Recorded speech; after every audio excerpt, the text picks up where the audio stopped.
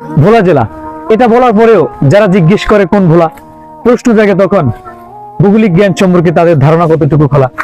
যে কোনো জেলার নাম শোনার পর যদি চিনতে অসুবিধা হয়, গুগলে সার্চ করে নেবেন, অজ্ঞ হলেও সেটা হবে বুদ্ধিমানের পরিচয়। প্রতিটি মানুষ তার নিজ জেলার নাম পরিচয় দেয় গর্ব করে। আপনার জেলায় কি আছে বলুন, কোনো একদিন দেখবো ঘুরে। আসসালামু আলাইকুম, আশা করি সবাই অনেক ভালো আছেন। আমার সাথে আজকে যাকে দেখতে পাচ্ছেন, টিকটকে হয়তো বেশিরভাগ মানুষে আমাদের পুরো বলার ভিতরে ওনাকে চিনেন, শাকিলকে। তো এই এমডি শাকিল কিন্তু এখন তার একটা পেজ খুলেছে, ভয়েস অফ শাকিল। তার টিকটকের নামও থাকবে এখন থেকে ভয়েস অফ শাকিল, এবং তার একটা ইউটিউব চ্যানেল আছে ভয়েস অফ শাকিল।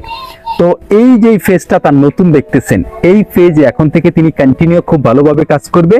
এবং যারা তাকে টিকটকে চিনেন তারা এই যে তার ইউটিউব চ্যানেলের লিঙ্কটা ভিডিওর নিচে দিয়ে দিবে, তার পেজের লিঙ্কটা ভিডিওর নিচে দিয়ে দিবে। অবশ্যই সেখানে গিয়ে তার ভিডিও যদি আপনাদের কাছে ভালো লাগে সাবস্ক্রাইব করবেন, ফলো করবেন, নাকি শাকিল? হ্যাঁ। তোমার প্ল্যানটা কি, যে আমাদের ভোলা নিয়ে, কিংবা যারা নতুন কন্টেন্ট ক্রিয়েটর আছে, কিংবা তোমার যে ক্রিয়েটিভিটি আছে সেটা নিয়ে?